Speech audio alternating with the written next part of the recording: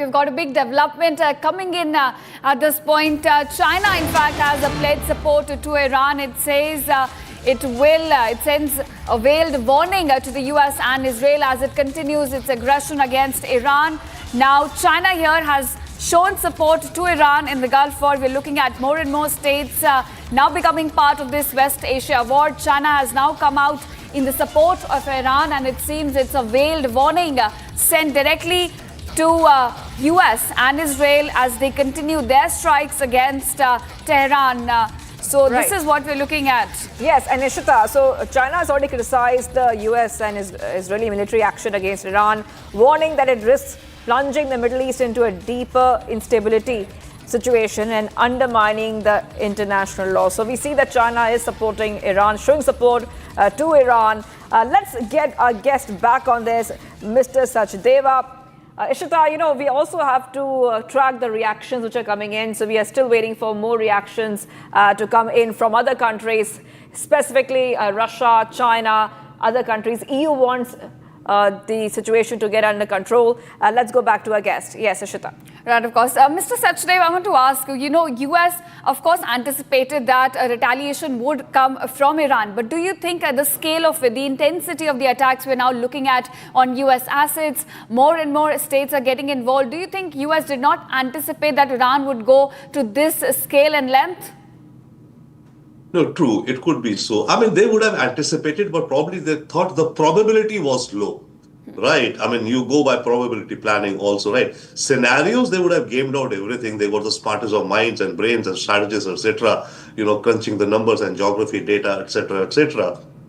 But I think the probability that they assigned that Iran would attack American bases was low, and much lower would have been the fact that Iran would attack Qatar natural gas terminals, Aramco. I think they would have maybe allocated a lower probability to that. So that's there. Secondly, by the way, amongst the various things happening, one thing I'm particularly very interested, and especially with regards to India also, is the situation in Saudi. Okay, there have been attacks in Saudi at Aramco, as we were saying, the oil facility. The American embassy in Riyadh has also been attacked, though not much damage. But to my mind, the question is, Saudi and Pakistan have a mutual defense pact.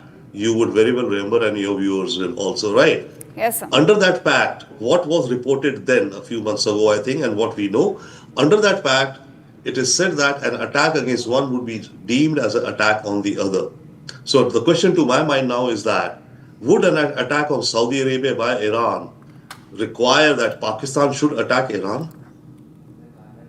Then we will know what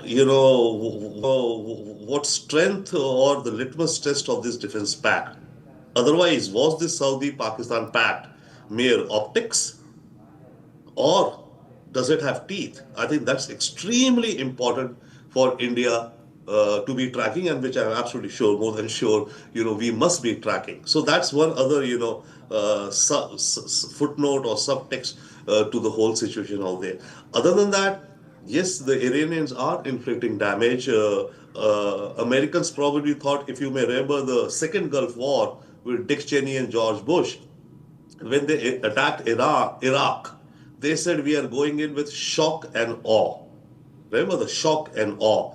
So here also, they've gone in with the shock and awe, but the shock and awe has not, dismantled the regime, and neither its, military abilities or capabilities so far. Right. So China here has sent a warning to the US and Israel that, you need to back off at this point. It's a veiled warning. It says it is clearly on the side of Iran. Are we also looking at a possibility where there could be logistical support coming in from China in the near future? We don't know, but I think the chances of that, again, everything is possible. Anything is possible, right? The sun will disappear today, by the way. We have the eclipse going on, right?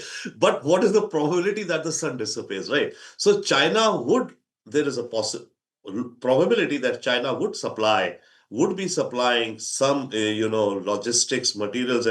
But what we've seen of China, it seems so far, it has always played a very restrained role.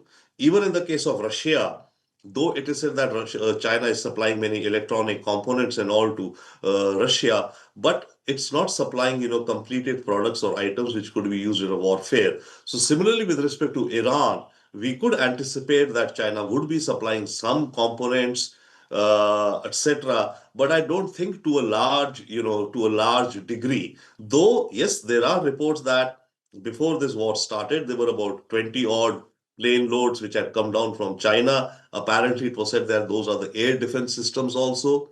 Now, if those were air defense systems, but air defense systems seem to have not worked at all in Iran, right? So if those are the Chinese air defense systems, they've not performed well at all. China sending a threat. They are saying that, and we've seen China has opposed the unilateral use of force and U.S. military dominance in global affairs. They always have this narrative of a multipolar world order. We have seen China speak about this again and again. So it looks like they are trying to de-escalate the situation. They've always been against U.S. aggression. Oh, certainly, they've been against US aggression, and what they're saying is the right thing. What we are seeing in the world of today is a very clear flouting of the international rule of law. What the US is doing is absolutely in contravention, violation of some norms as such, right? But so be it. This is the real world in which we have to live, I think. As far as China is concerned, it kind of avoids getting entangled. If you'll see, it's competing with America to be the number one empire, right? But like in the case of Venezuela, who was a good friend of China, Maduro went down, China did not lift a finger. Okay, so China will not come militarily in support of its closest friends also. China does not have military alliances, by the way, with anyone, right? China's focus, smart in that sense, I would say, is to keep building its own power and infrastructure and economy. China believes in the axiom or idiom or whatever, do not get into a fight unless you know that you can win the fight.